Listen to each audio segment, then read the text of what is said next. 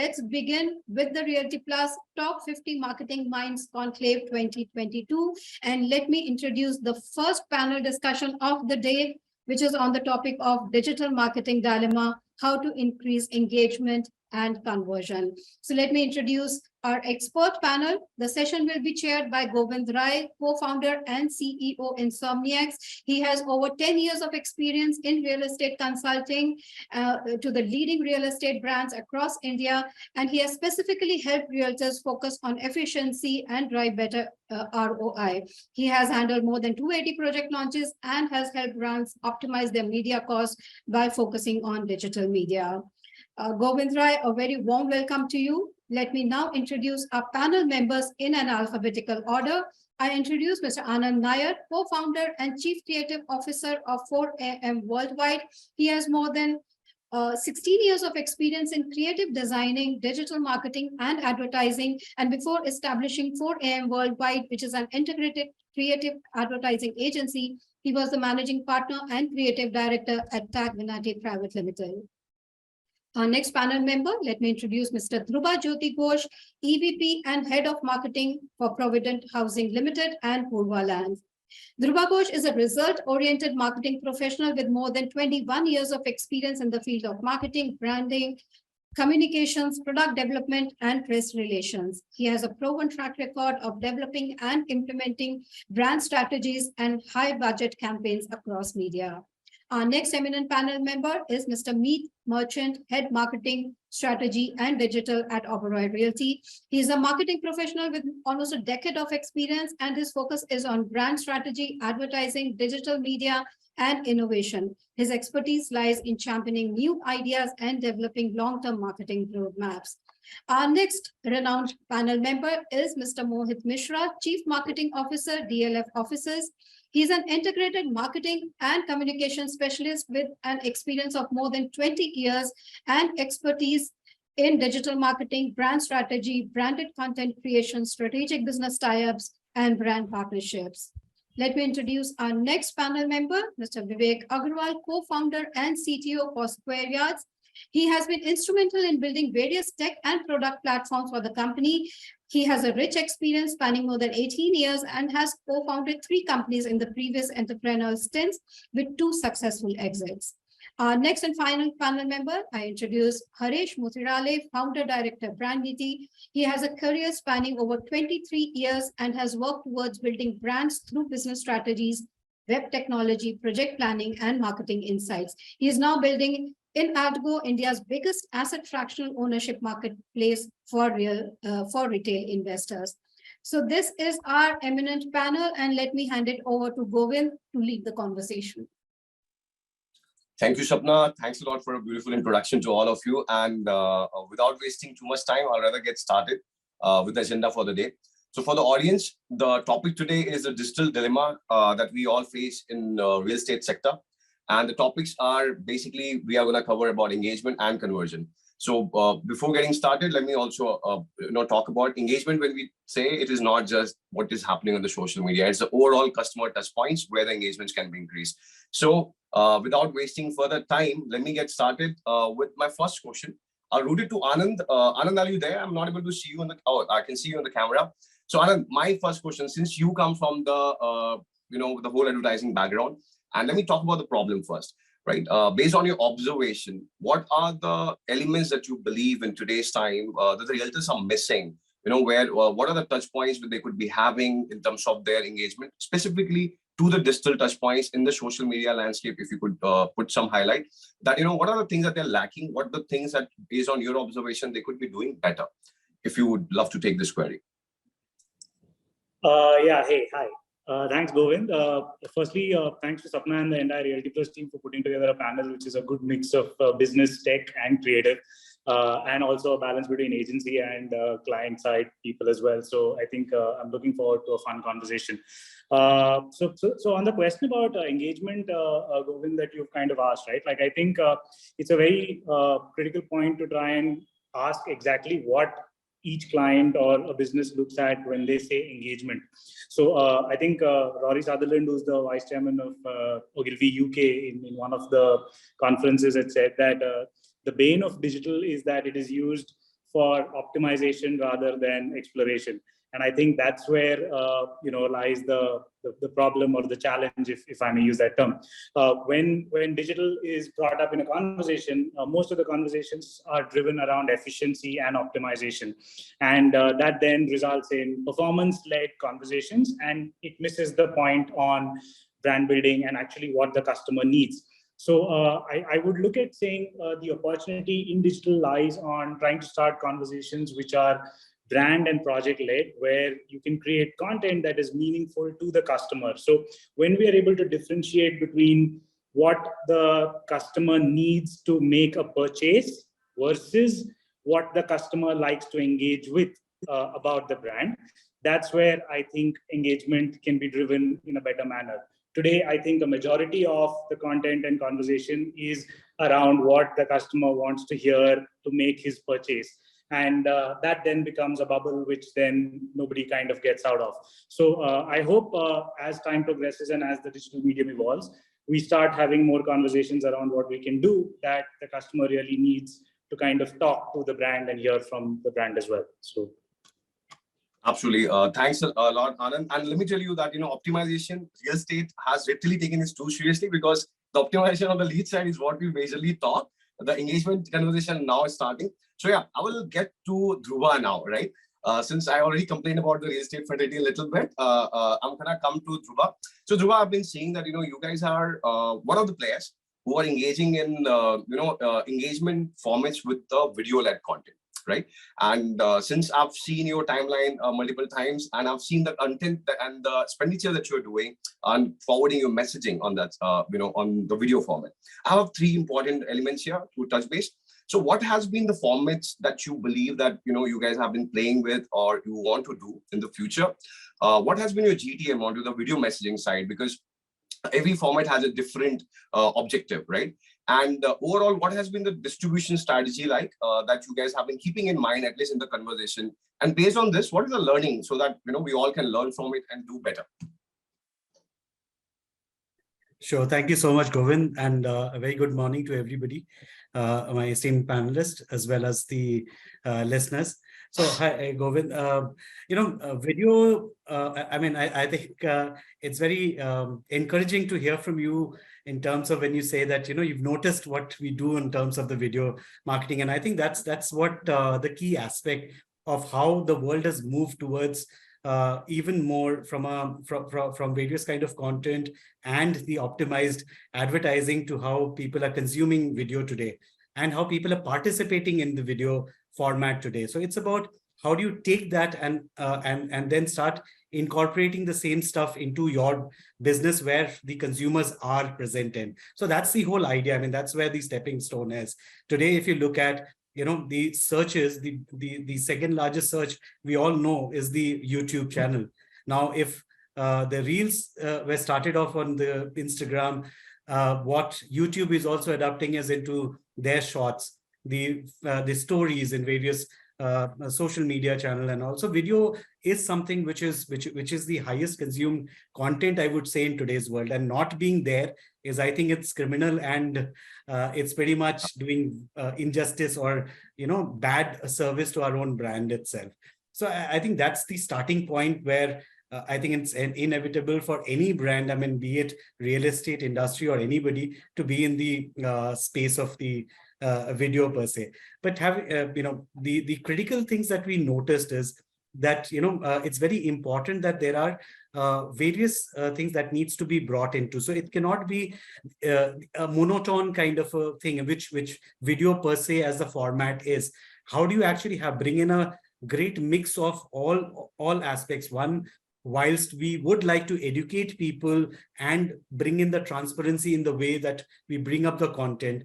B, how do we bring in people where the consumers put their trust on, where there are third-party influencers available, where there are third-party people who actually brings in a whole lot of trust from, say, IPCs or the broker industry or the the leaders into the industry, to bring in that kind of a video content, which is much more easier to understand. And the most important is how do we bring in as much more user-generated content into the piece.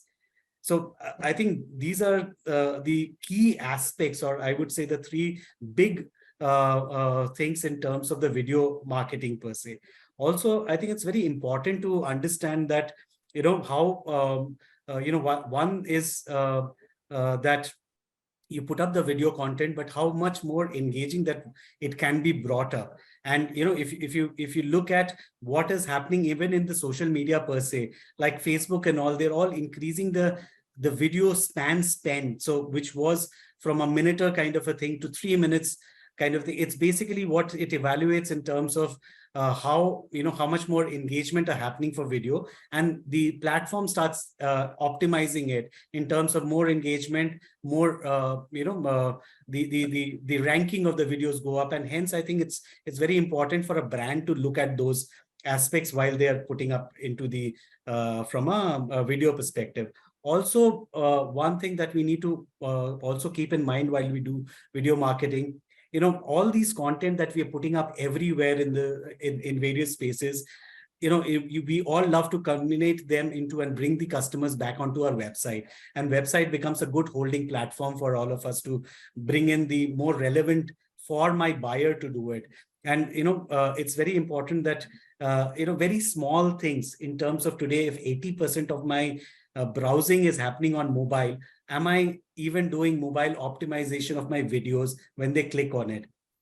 These are very small things, but it just makes it so much more important from a video marketing perspective, which actually makes the customer hold on to, stick on to, understand, and then actually leave. So that's how it translates into even in conversion, when you actually bring in a whole lot of value for the customer to understand from the overall thing.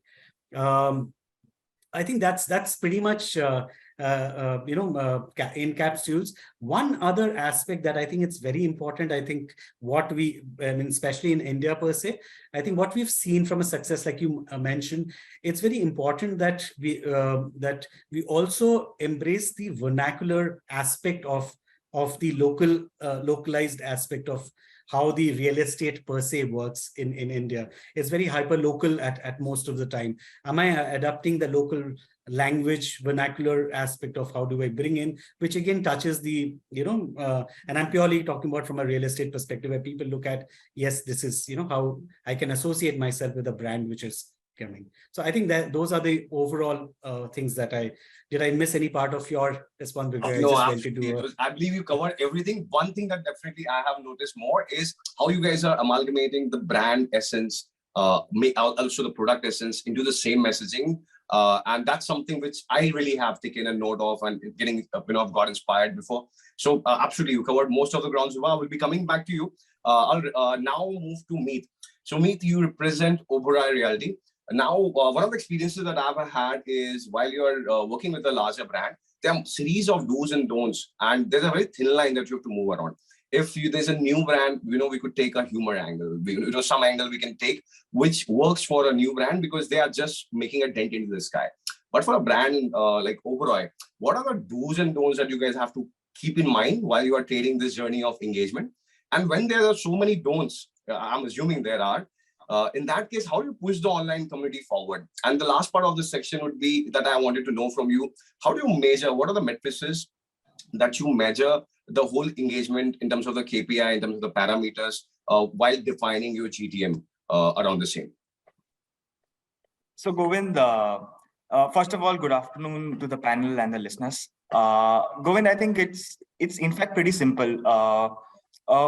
I think the way we look at it is not more to do with do's and don'ts, but more to do with what, as a brand, we'd like to communicate to our customers. And as a brand, we'd like to be transparent and customer-centric in our approach. So be it social media, be it paid media, be it any form of marketing or any form of communication that is going out to our customers, we try to keep those ethos in place. From a go-to-market standpoint, we are not restricted to a particular platform or a particular way of marketing.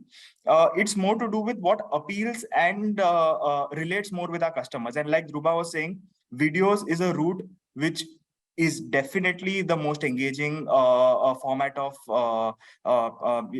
advertisement or social media content right now. In fact, there are quite a lot of interactive ads too, which we have been exploring for our product marketing as well as brand marketing. And when it comes to KPIs, I think it differs basis platforms. On social media per se, our key matrix is engagement. So, in fact, as a brand, I think the engagement that we are garnering right now on Instagram, on LinkedIn specifically, and YouTube as a video platform, I think it's pretty interesting. It not only from an engagement standpoint, but also from the amount of information that we get about the customers. What is he thinking? What has he written in the comment section, or what DMs are we receiving? Actually becomes an input for us from a strategic standpoint and a marketing standpoint. Okay, this is what the customer is looking for, and this is what we need to address as a concern if there are any that have been raised by the customer. And I believe the overall marketing approach has become omni-channel. I mean, people, the way we are marketing and coming back to the do's and don'ts, it's not really about what not to do, but it's really about what we want to communicate as a brand, and that should be showcased across all touch points. So there should be a consistency in what we are communicating as a brand across, and we don't confuse the customer. Absolutely, Meet. Consistency is a must while customizing for each and every platform as well. Absolutely. And thanks a lot for the wonderful input. Mohit, I'll come to you now. And please pardon me, I'm going to take some input of the last conversation that we have had in Gurgaon. So my question to you is very simple. When I talk about engagement and real estate, I say it's difficult, okay? But when I say engagement in real estate, in commercial space, it's super difficult, okay? So now my question to you is, how are you going about increasing the engagement, since the commercial customers, the end users that you are catering to are very different than what we are seeing in the residential spaces or a typical commercial spaces, because your customers are also are the ones who are actually leasing the spaces that you are making. So my question here remains, for the Gurgaon market, you guys are the king. Nobody comes closer. अगर आपका पसंद नहीं आया तो दूसरा भी आप ही का पसंद आएगा. But in the markets like Chennai, Noida, where there's a competition, the price plays an important role. What are the elements that you guys are talking there with regards to the customer engagement, and how are you approaching the customer engagement overall, for specifically from the DLF office's perspective? Thank you, Govind.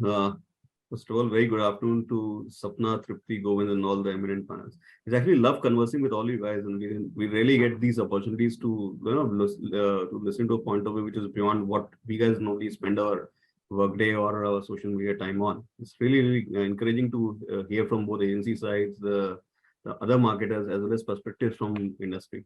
See, commercial real estate has, as I can say for a fact, that last 2.5 years we are now weathered the storm. We had terrific learnings in the last 2.5 years. In fact, one of the things that I always say on my terms of commercial real estate marketing is what is there in the subject of this webinar as well. There's a word dilemma that's been used. That's exactly what we guys faced 2.5 years back. We are talking about a product which is offline, and the only media to market it which was available for the last 2.5 years was online. How do you marry the both? When you say engagement is not about what people write on your post or what people normally react on your videos. In fact, we talked about omni-channel marketing. I call it integrated marketing. When you have a product which is offline, you just can't leave it on a kind of a online marketing drive and leave the rest for the world to comprehend and the sales team to pick up and the leasing guys to go and push it forward. I mean, that's not how it is. For me, engagement is something which has to be holistic, which has to be integrated. Digital marketing for me is something which is a good demand generator than a lead generator. To be frank, we work very closely with channel partners. They have been our partners, just like the agencies are partners to a lot of these marketers who are sitting out in the same panel. That's exactly what our relationship with our channel partners and our IPC partners here. So when we look at engagement, one we look at, and especially markets like Noida, markets like Chennai, where the gravitas that we guys have of being NCR's top developer is not exactly how we walk into those markets. And one, you have to have your ears to the ground.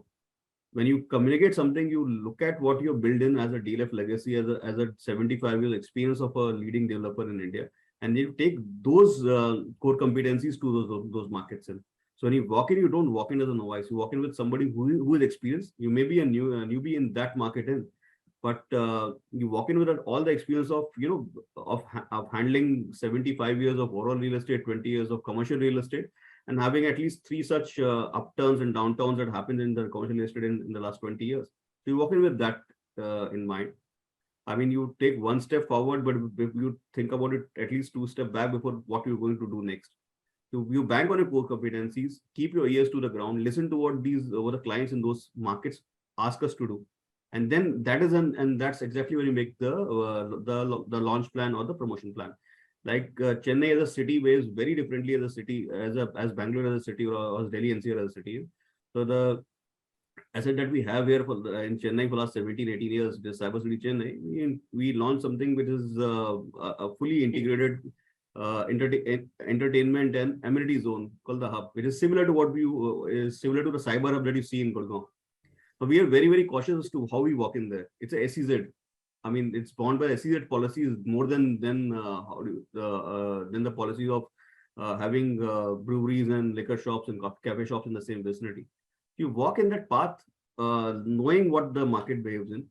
The people who work in those complexes, those office buildings and premises, they have a different food palette. They have a different expectation from the developer, and that market behaves very, very differently. So you walk in with all those experiences in.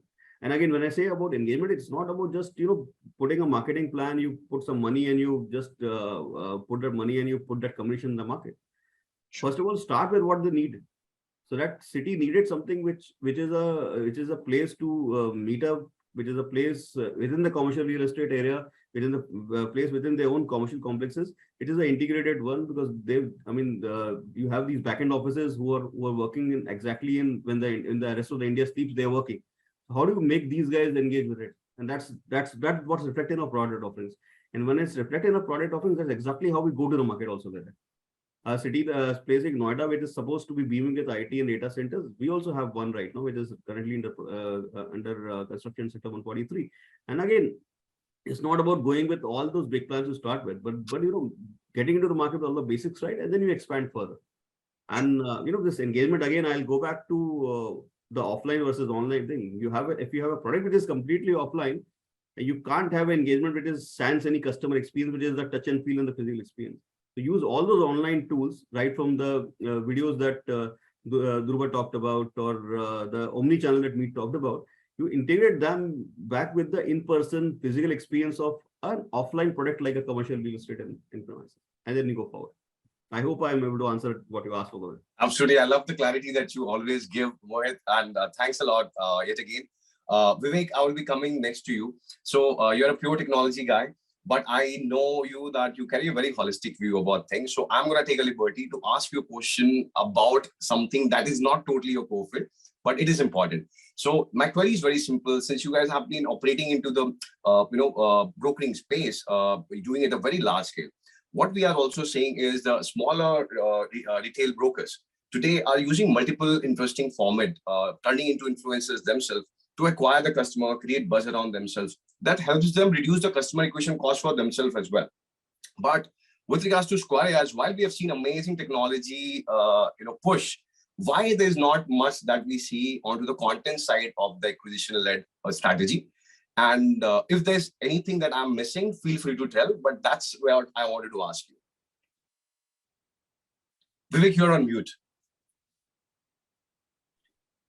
Can you hear me now?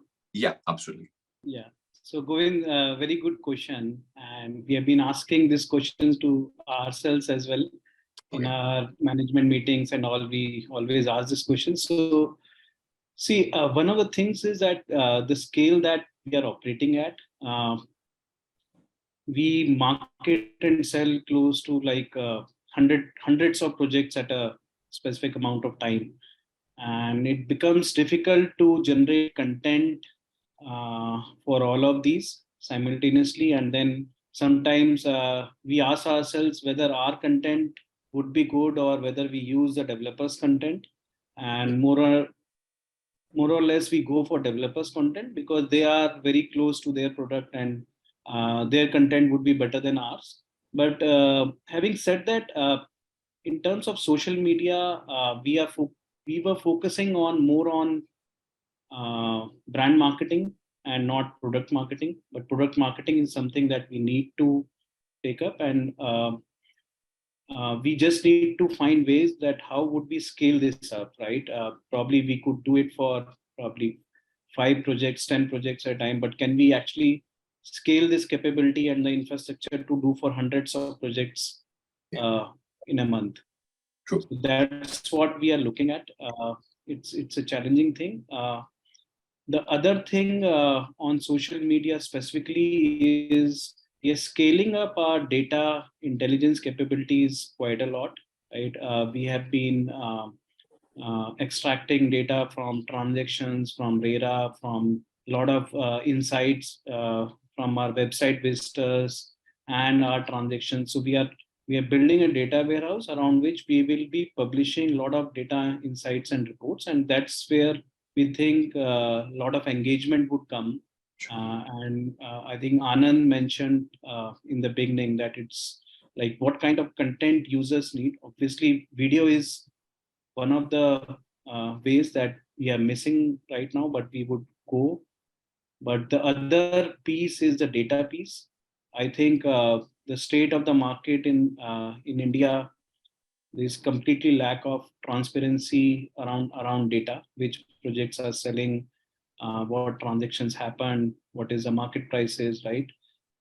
Which is the best project in a particular micro market. So all of those data insights we would bring, and we hope to create a lot of engagements in social through this. So you would see that coming very soon on our social channels.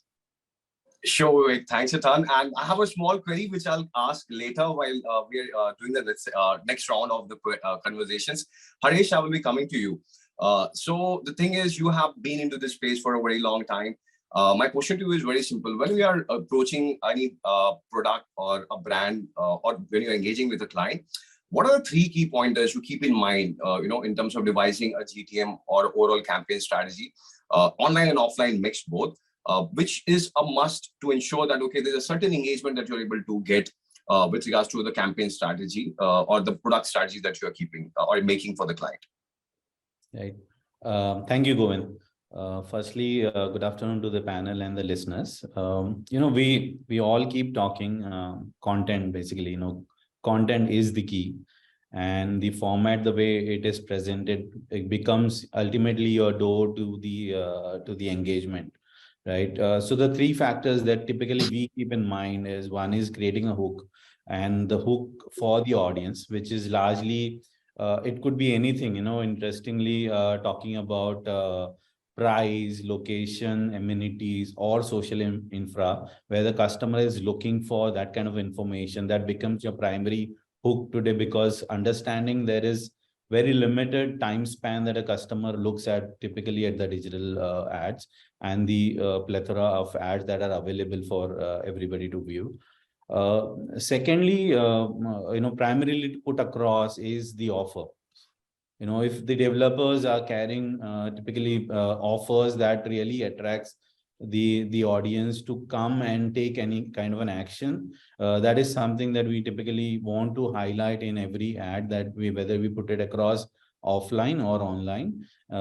It could be like your flexi payment plans, subventions, or even freebies, that comes along with talking about largely about the affordable markets, not maybe in the luxury segment, but definitely in the affordable markets.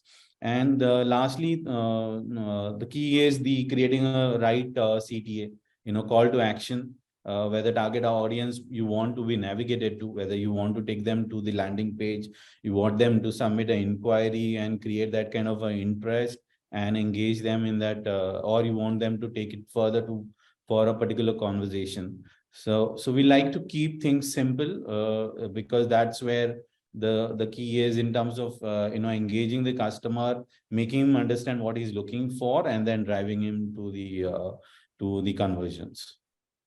I hope I've No, absolutely, Haresh. Thanks a lot for giving some beautiful insights. Now, I will be doing the second round of the questions, and my conversation here is going to be about metaverse and augmented reality. So I'm going to keep it a little different in terms of the format, how we're going to do it. So I wanted to, since we all know, Vivek and the team at Squareyards has built something amazing, with regards to metaverse. And specifically, when I saw what they have done for the Dubai market, I was jealous. And I was like, why are we not having this in India, right? So my question, Vivek, to you is, why not India? What are the challenges you are facing? And then I will ask the three developer representatives that we have in form of Meet, Mohit, and Dhruba. Have you guys tested it?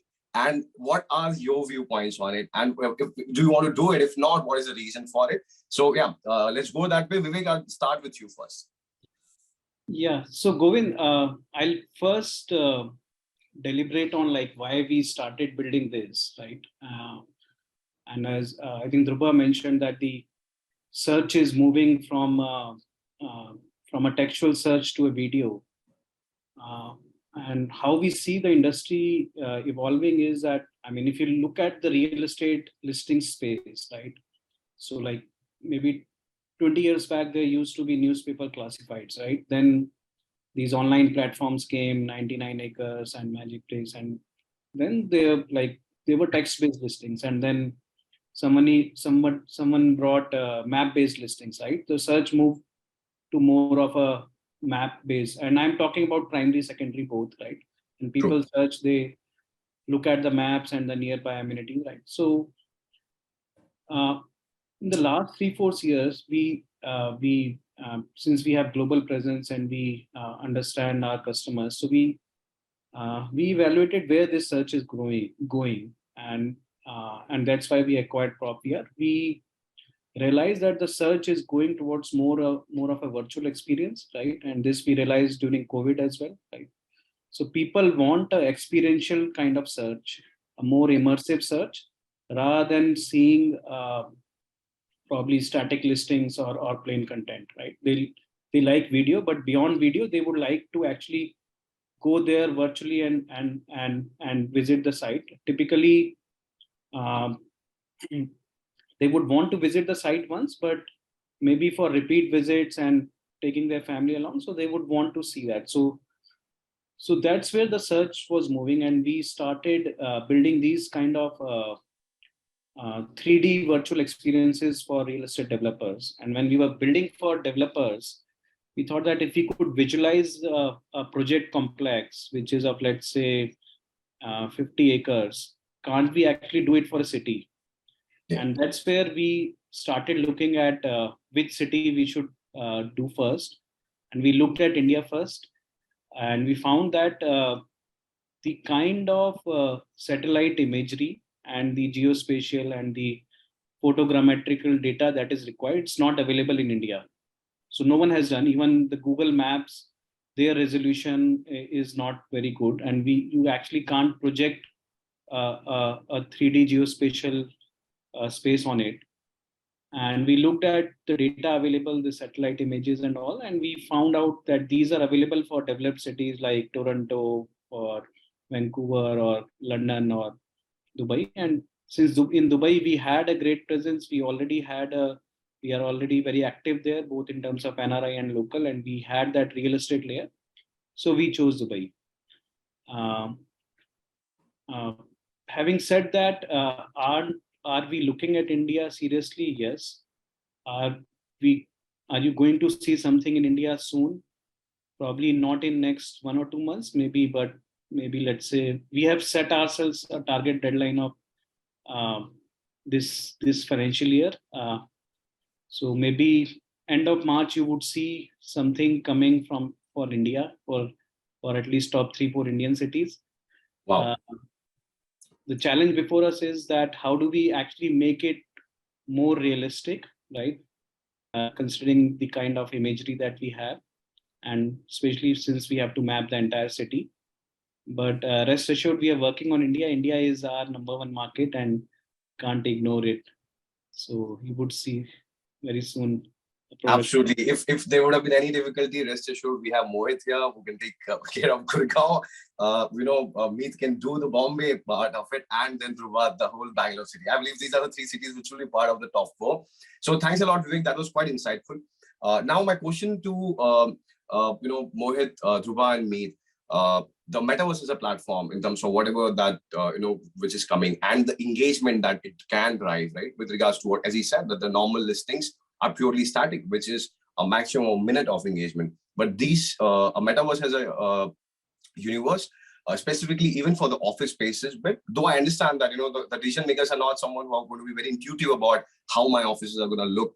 But yeah, the overall understanding of the ecosystem play around the city, definitely it is exciting. And similarly, Meet, with regards to the projects where the overall is coming with the new launches or the existing one. And similarly, Dhruba, in your case, with regards to your offerings for the residential market, definitely, because customers are getting more and more aspirational. It serves as a great tool for engagement. What are your viewpoints, and what is there any hindrance that you have in mind?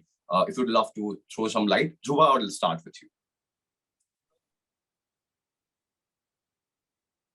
Thanks, Govind. I think it's a brilliant topic, and I think it's something which we are all into already. As I understand and I see, I think what Vivek has done and is fantastic. I think this is a journey that we per se from Provident had started some time back, though the metaverse in its current shape and how it is shaping up is something which we will all get into or adapt in some way. But let me just take it through what we had attempted to do, what we've done, and what has been the success, and what are the challenges in the same manner. Sure. So one of the things that we started off in 2018 is something called as Book My Home Now.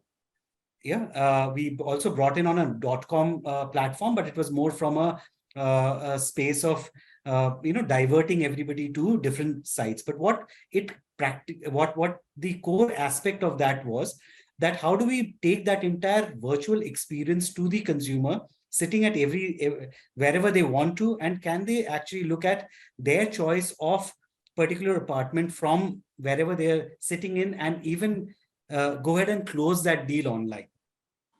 So that is where we started off with the journey. So if you look at any of the sites that we have, and please do visit. I invite all of you to go to the website of ours, and every product will have that Book My Home Now as an icon. Once you click on it, it will take you to that. So we also integrated with the Google Earth to bring into the space where, or the particular geo space where that project lies. You can take a view around what the property is, then drill down into every aspect. So to the master plan, to the particular tower, to the particular unit that one sees, and actually takes a complete tour with a 360 tour of the apartment to the property. And then so it actually engages the consumer from how to make that choice into that property. And actually a consumer is also given an option to really book the property and come out of that thing of their choice. Right. So this is a journey which started off in 2017-18. I think 2019 is when we tried it for the first time. I think it was extremely encouraging response that we had got. We had integrated that with a little bit of a feel of e-com into that, wherein we moved in by saying, purchase your coupon and you get a great price, and we integrated this platform with that. On three, we opened it for 3 days.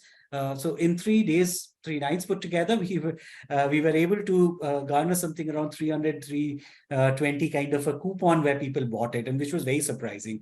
And we converted close to about 70 odd units by the end of the campaign that it was there, which the consumer actually experienced it from that perspective. With all those things, now if you look at, yes, the metaverse platform is coming in, but it is an extension of what we had tried. And I think that is where we are looking forward to move in, because I think the acceptance is already there. And what has amplified this acceptance is, fortunately or unfortunately, the COVID that happened, where people have accepted that virtual world to be to almost being into the semi real world, where they can actually do whatever they would do it in a physical world per se. The second example on the similar note was, I mean, just to extend from where what I mentioned about this book, My Home Now, we actually, during the pandemic, on 8th of June, we launched a project which was of a first plotted development project under the banner of Provident in Bangalore. And believe you me, 80% of the property was sold online through that form. With people coming in, we had a virtual presentation from the leadership team. And then, we literally gave them a complete tour. We took them into this virtual exhibition kind of a platform, and then taking them again to the booking engine that I just mentioned and closed the deal. 180 sales happened on one single day on that platform during a pandemic.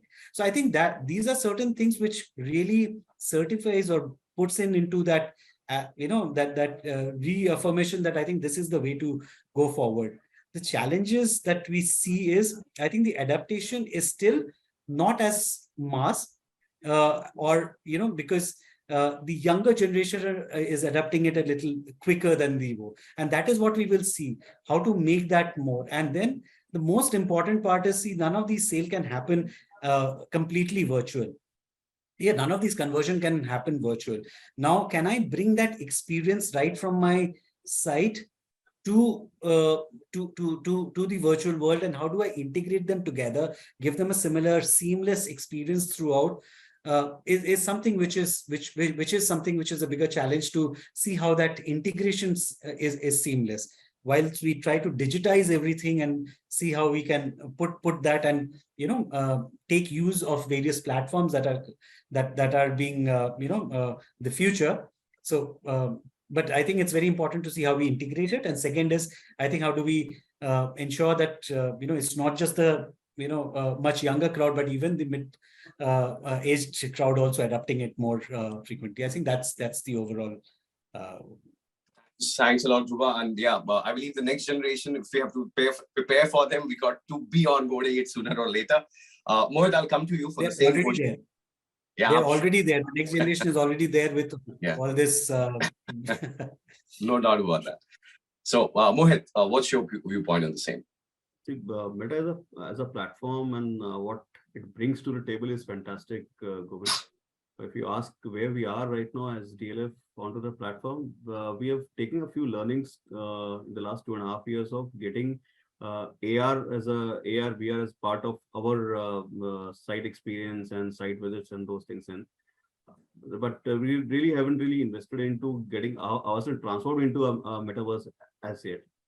2.5 years when there was travel embargo, the guys sitting outside India, especially the regional office in Singapore and maybe the global office in the East Coast and West Coast, when they were not traveling in, we used to do this thing of saying hybrid site visits, where the local Indian guys, they used to come to the sites, and their global counterparts and their global peers who were supposed to take a final call on office leases, they were experiencing it online.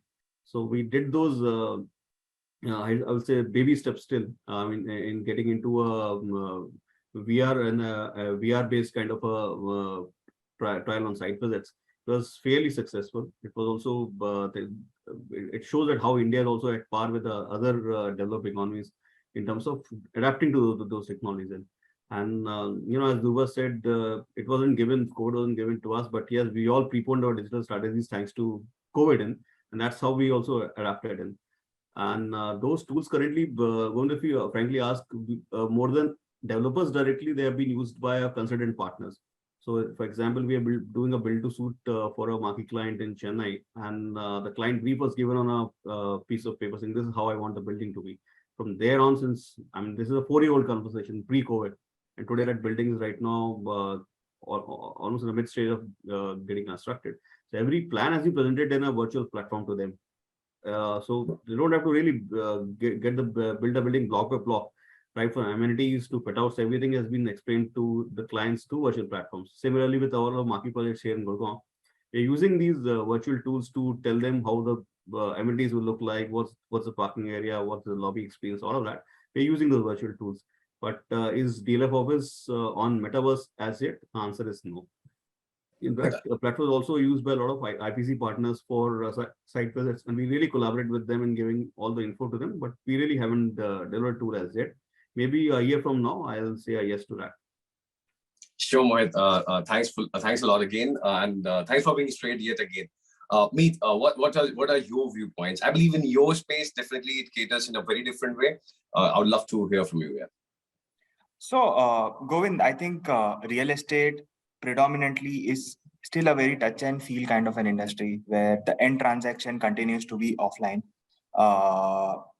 In the majority of the cases. Having said that, in the last 5 years, we've seen the overall industry and overall consumer behavior shift from an offline behavior to an online behavior. A lot of it can be credited to the pandemic, where even the people who did not use phones beyond doing calls moved to WhatsApps, Facebooks, Instagrams, and it in fact is the older population who has adapted it even faster than the younger ones. The younger ones were already there.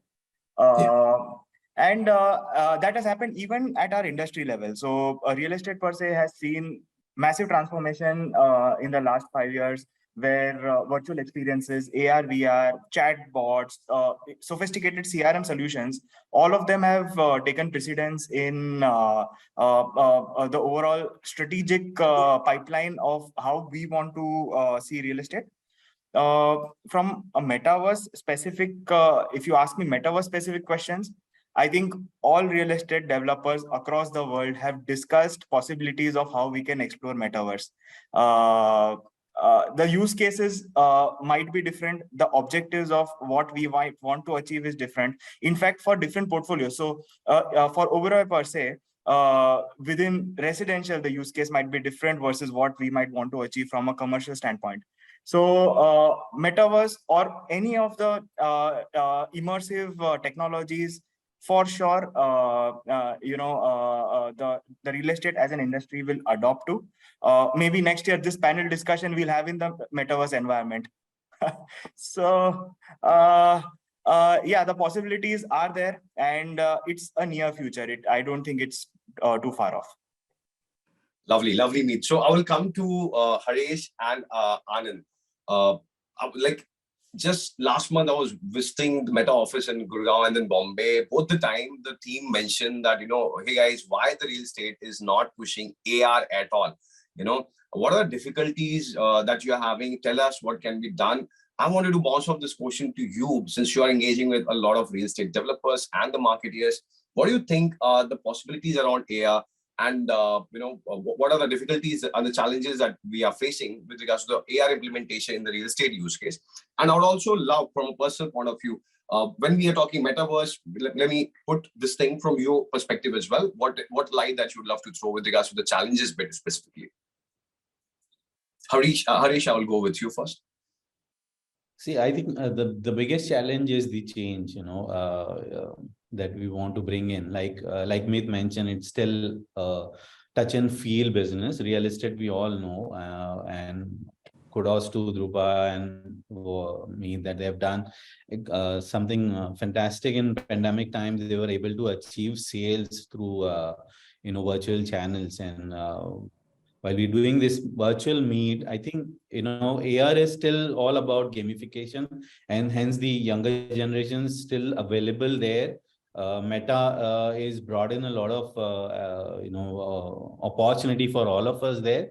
And real estate definitely has to look forward to this and implement those things.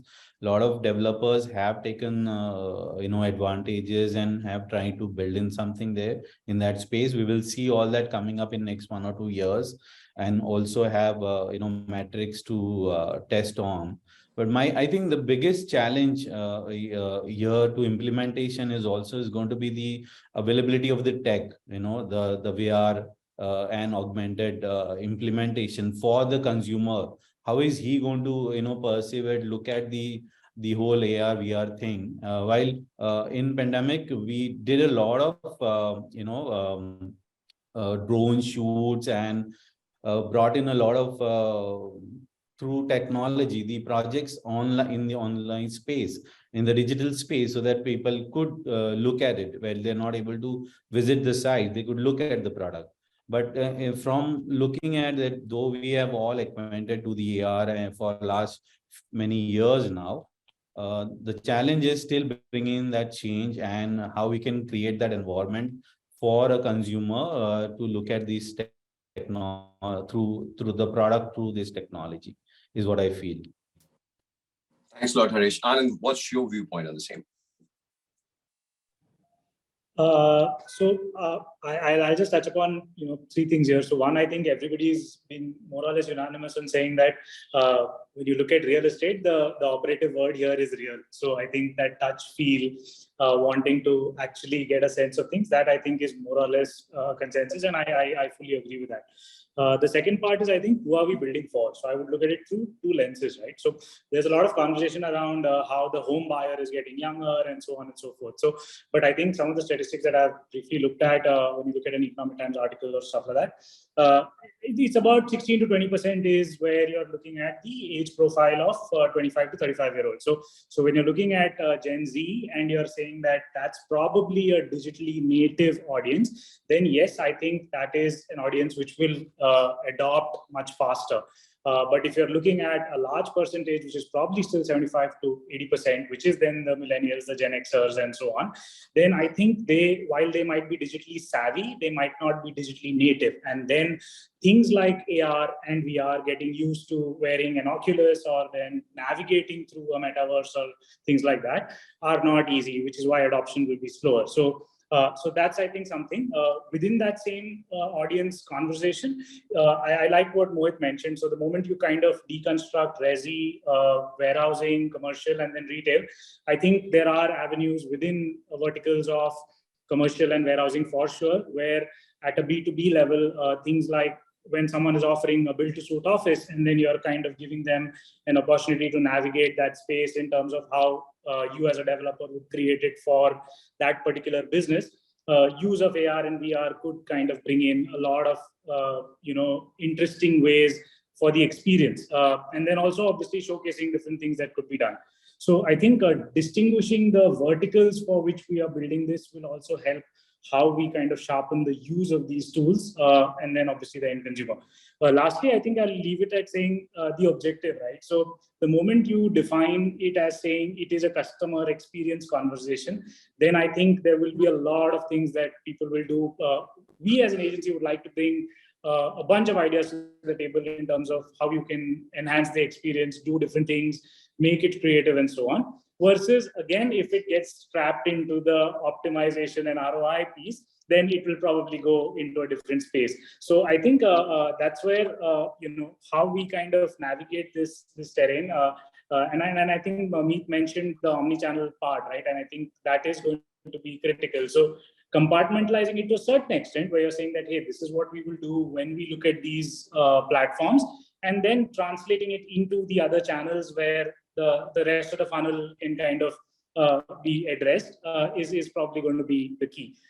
So yeah, sharper objective setting for this platform, sharper creation based on who the audience is, based on the demo cycle, and then also the business verticals. And lastly, yeah, still keeping it real, I would say. So yeah. Super, Anand. So, guys, I would have loved to continue the whole session for another 1 hour, but unfortunately, we have the other 10-15 minutes to go for. And I have a very important question to ask. And this is a very engaging session, but I wanted to ask a very specific question with regards to conversion, right? Now, with regards to the advent of technology, we have been talking about PropTech. There's a huge amount of play with regards to the MarTech, how e-commerce has been using it into their favor. There's a great convergence that's possible and that's happening between PropTech and MarTech.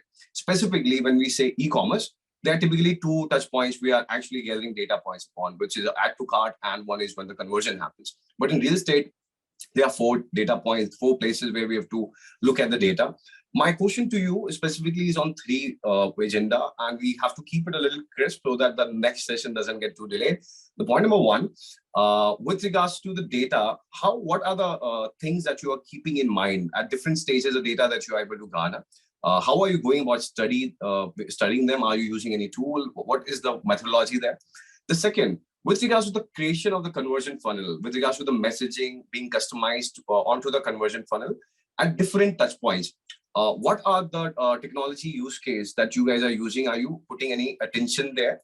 And the third, in terms of the overall ecosystem, these are the places for a real estate developer right from a 4% in terms of the acquisition cost from directly 4% to 12% they are investing today. There are many places where the efficiency loss is happening. So how you guys are leveraging the technology merged with digital and with the data points, what is the strategy that you guys have put in to make a more efficient value chain and value creation around the overall customer acquisition? So Meet, I will start with you on this one.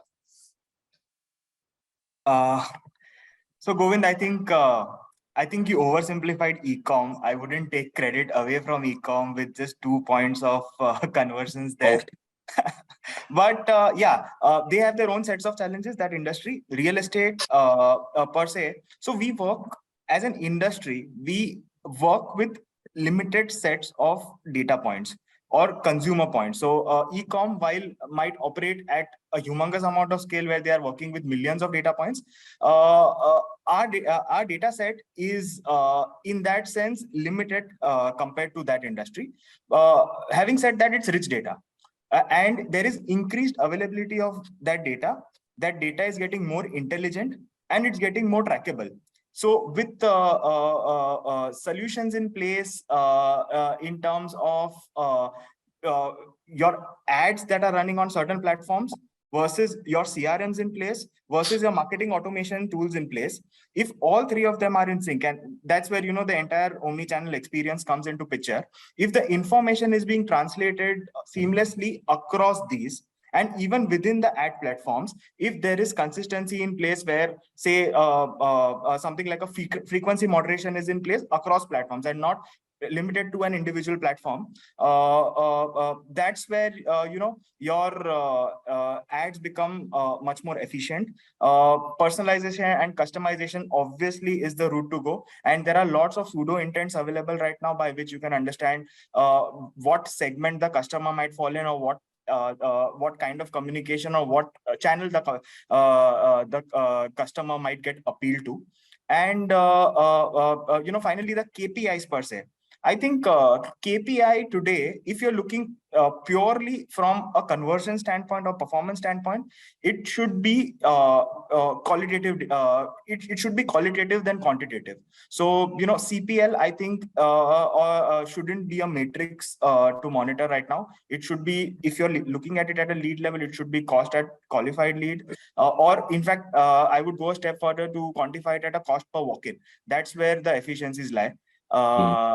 And I think overall, from a brand building standpoint, I think it's more about reach to the right audience. So, understanding intents of not only if you're reaching out to those customers, how are those customers reacting? And you can understand that if there are organic website visits happening, or there are organic inquiries getting generated, or there are interactions or engagement increasing on your social platform. That in itself is an indicator for you to understand whether the brand building activity that you're doing is working well or not. So I think these two summarize the discussion here. So I totally agree with you with regards to the CPQL and the cost per site visit calculation. Though on the data point of it, me and you are going to have a different debate someday for sure. I will come to meet you for that. Okay, Dhruba, over to you. Yeah, thanks. I think Meet captured it quite well overall, but I just wanted to break it into just two aspects of it. I think one is that whilst we have a whole lot of data, which is very rich, that we have been building over a period of time, but it's what lacks a lot today is how we are building up a more intelligent data out of those, so that can actually be diverted into the right approach in terms of how do we. So for example, I think there is, we've been talking a whole lot of how, I think sometime back, even when Vivek also came in, I think we had certain amount of discussions in the with the Squareyards team as well, for the how the data can be utilized. The very basic thing is that there are two aspects. One is from what is coming into us. Is there a scoring model that can be picked and looked at it from what what is touching us at the very first itself? And the second is the data which is sitting with us today, how we are probably using various technologies to collate intelligence and do various kind of drip marketing on those data to actually reach out to at various point in time with a mix of both scoring as well as various communication approaches to reach out and be super relevant to the consumer so that we can reach that level. I think what the e-commerces have achieved much higher than obviously what we could, but I think it's something which is still a consumer at the end of the day, and they are able to achieve it. We have to travel that kind of a path, but I think these are the things that needs to work out. Today, the data being there, but it also sits in various systems and has a lot more disintegrated form that is there, and the flow and having it on one space and then operating it with intelligence is something which will probably give us the edge into the market going forward. I think all of us none of organization in particular, but all of us are trying to achieve that in our own ways. That's lovely. Lovely, Dhruba. I believe you covered it pretty well, and it's great to hear that the mindset at least we are carrying to move forward. Vivek, I would love to put this question to you. We have a little limited time, gentlemen. Do not mind. We have to be a little crisp. I would love to go more in detail, but yeah, Vivek. Yeah, so I think Dhruba summarized it very well. So we have leads coming in, and we know that the kind of conversion ratios in real estate that we face, right? Sometimes less than 1% of the total, even on a qualification basis, right? So one of the important things is that what are the data metrics that you capture during that purchase cycle, right? And we have been very cognizant of this fact that a data is not just a mobile number and an email ID, right? It's much more than that. So what we at Squareyards, what we capture is a lot of data insights during the consumer journey. For example, if our sales guy has called the customer, what is the total call duration time that the sales guy has with the customer, right? How many meetings he has done? What is the feedback of those meetings, right? So all of this, what is the total overall connected time that this guy has spent with the customer, right? So based on that, we do our own lead scoring, and then as Dhruba said, that sometime we have to bring back this score into a re-engagement cycle, right? Or a remarketing cycle, because we know that 99% of the leads are still, they are not going to purchase, right? It's only 1% or less than 1% is the overall conversion ratio. So how do we bring that 99% back into the funnel? Maybe to some other project of his choice, but if we have captured the data well, and if we know the intention, if we know the micro market, his budget requirements very well, right? And if we are able to do some kind of segmentation and lead scoring on that, that is where you can bring back this data into the funnel again, and then increase your top of the funnel, right? So that's what we have been focusing on, not just the lead generation part of it, but the whole engagement cycle, right? Sometimes we face things like we give lead to one salesperson, right? And that salesperson says that this is not a qualified customer, right? So we experimented a bit back that we actually gave the same lead to another person, and not saying that this is a churn lead, we say that this is a new and fresh lead, right? And to our surprise, what we found out was that our conversion ratio on the churn leads is almost similar to the fresh leads, right? And that was a huge surprise. So sometimes it's about the quality of the salesperson, right? How he's engaging with the customer at that point of time, whether the customer is in a mood to talk to him when the sales guy reached, and how was the quality of the pitch, right? So all of these things matter. I think we are at the, as you said, that e-commerce has matured this model quite a bit, and they're able to do because most of the things are online, right? You can track the consumer behavior online. But here you have to track both the online and the offline mix, right? And how do you convert offline data into some kind of objective parameters is the key. Beautifully summarized, Vivek. And we all are going to do this experiment at our client places and our respective places. Haresh, what's your viewpoint on the same? So I think, tracking is definitely the performance metrics we need to look at for every particular campaign that we are running. What Meet said, we need to look at cost of acquisition for a site visit and not CPLs, which many of my developer friends are definitely not going to agree upon. But I'll yes, say they will agree upon it. It's bad for you to keep defending it. Yeah. Okay. Right. So I think I would touch upon that, couple of metrics that are available today by Meta, Google that we have is the conversion APIs and event measurements that are available, where you can track upon the events for each and every consumer or the data that we are acquiring, the age. So dissecting those data and understanding and analyzing more, like Vivek said, where do you put in which bucket and how to really take that conversation ahead for us. We simply keep, tab on typically to keep the lower CPCs and how we can increase the conversion rates. So that's the key for us in terms of running the campaigns. Thanks, Haresh. Mohit, over to you. My question also is about, at different stages, there has to be a different custom message or the communication that has to be shown to a customer at a different cycle. What are the things that you guys are keeping in mind at this in your strategies? See, commercial real estate, Govind, if you look at it, before my tenants or prospective tenants sign on the dotted line, it's a 9-month engagement cycle. Yeah. You can't go with the same message, same tonalities, same communication throughout the 9-month engagement cycle. So from the time the customer issues an RFP or even before that notifies the industry that he is looking for commercial real estate space to the time he actually signs the lease agreement, it's a 9-month engagement cycle.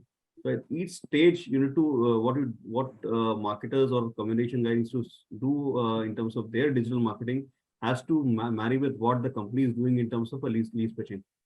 So if you are at XYZ stage of pitching to a client in a particular way, looking at our competencies or skill sets or about our asset information, the digital marketing has to completely reflect that.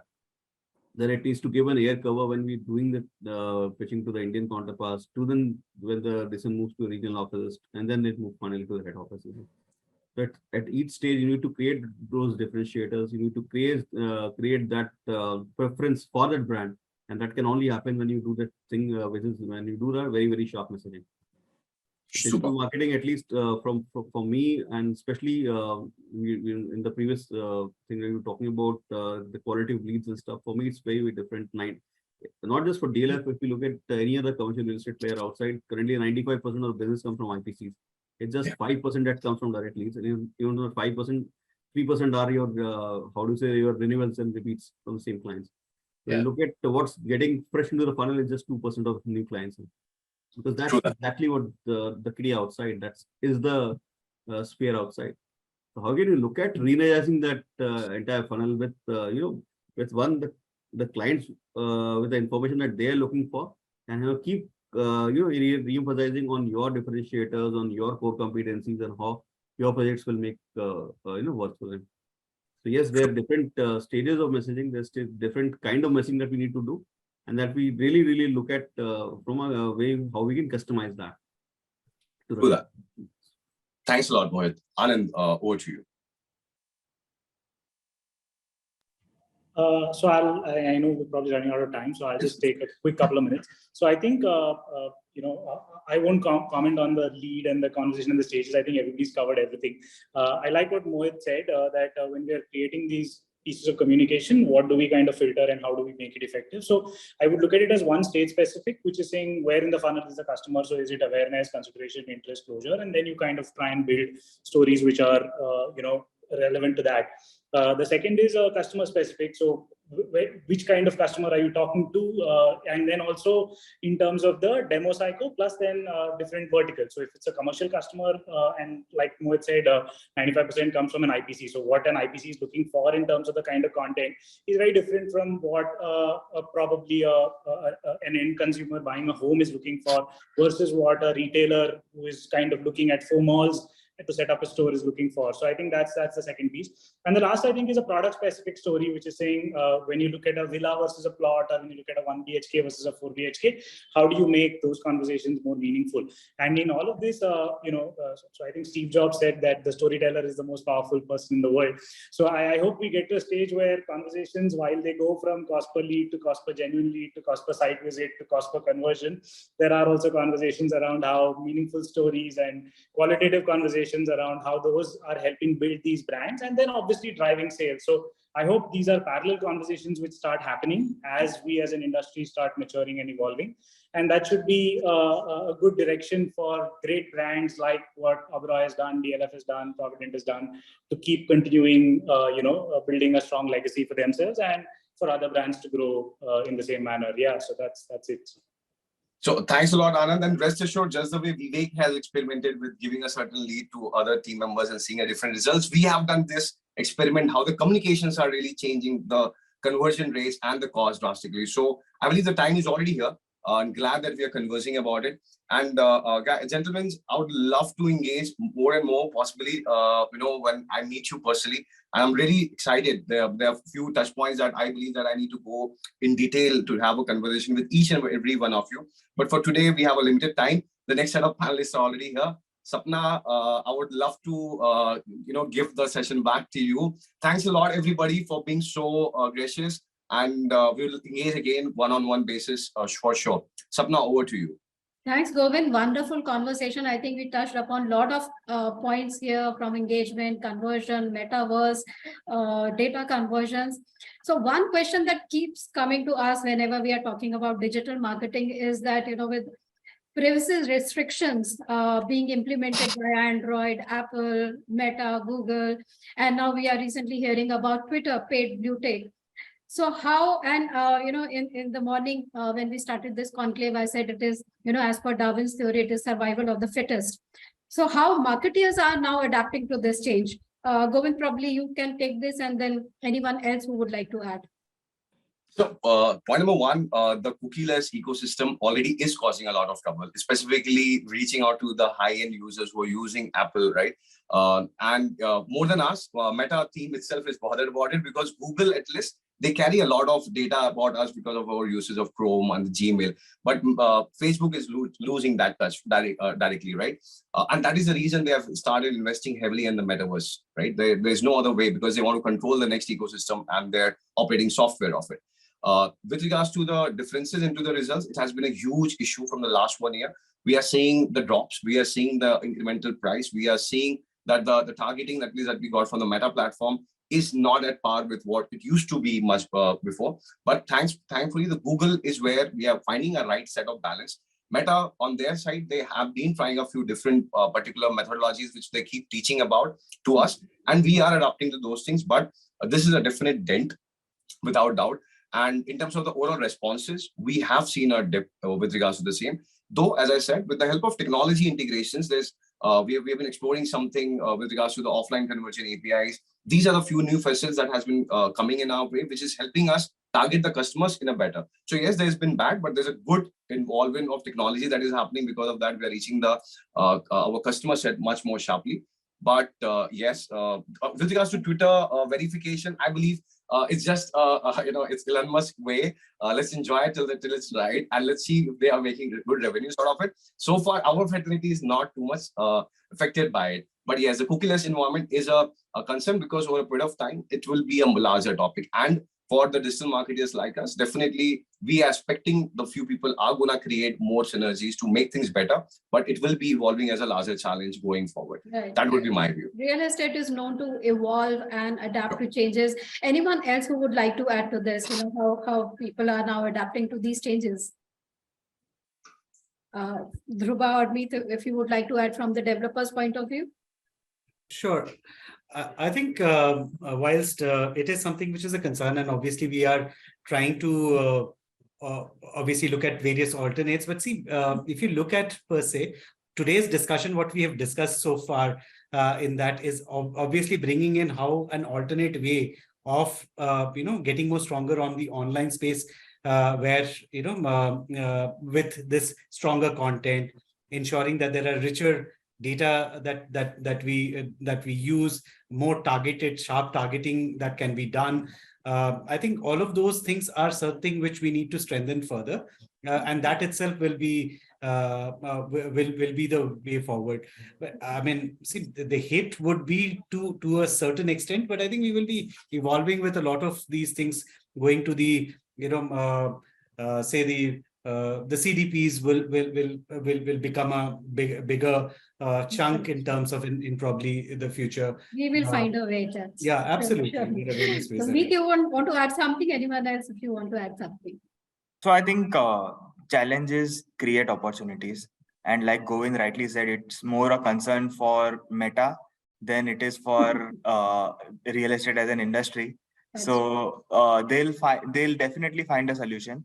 And CDP, I think there will be DMP platforms which will play a vital role here in creating a unified ecosystem where first party data will become prominent for any industry. That will become that data will actually be oil to them, and that will actually fuel growth for any company. Right. Before we let go of this panel, one question that I would like to take, probably Anand, you can take it. Is brand strategy, product strategy, creative strategy are same or different? Because you were just talking about storytelling. So are they same or different? Brand strategy, product strategy, and creative strategy. So I think when it comes to product, there are a lot of factors in play, and I think me, Mohit, Dhruba, a better place to answer that, because that's not my cup of tea. But it's about deciding a product market fit. What is the demand in that certain area? What are the price points? What are the kind of TG that is there? The competition. What are they doing? So I think that's something that still sits well within the business side of the conversation, right? The brand strategy is, I think, something which sits somewhere at the bridge between the developer and the agency. So that's where there is an opportunity to align with saying, okay, these are the business goals. So if this is a particular stage in the marketing cycle and I'm looking at velocity, then what kind of conversations do I need to drive? So there will be some understanding that comes from the developer. If it is at a stage where it is sustenance and you're trying to say that, hey, I just want to keep this going and I'm looking at certain brand building conversations, then there is a certain way that can be built. So I think that's then something which sits probably as a collaborative bridge between the developer and the agency. The creative strategy is something which I would say is our cup of tea, in the sense that we can decide, once the clarity on what that direction and what that objective is, then the tone of voice that we choose, the kind of treatment that we decide, what kind of stories we want to tell. I think that's something that then we are very happy to distill and then put that up for our clients to then kind of say, hey, this looks like it will work for us. Let's try and do something interesting around it. So yeah, that's how I would kind of. Fantastic. So these both, all three are connected, but they are amply different from each other and have different ownerships. So I think we got some very fantastic views from our panel members here. And as Meet said, that probably next time we'll be meeting in metaverse with our avatars, talking and conversing on various subjects. So looking forward to that. But for now, thank you so much for this wonderful conversation, Govind, for wonderfully bringing out those perspectives from our speakers and taking those audience questions. We have many more, but yes, because of the limited time, we will definitely take them offline. But thank you so much, everyone. Govind, Meet, Dhruba, Haresh, Mohit from joining us here, and Anand for being here with us today. Thank you so much.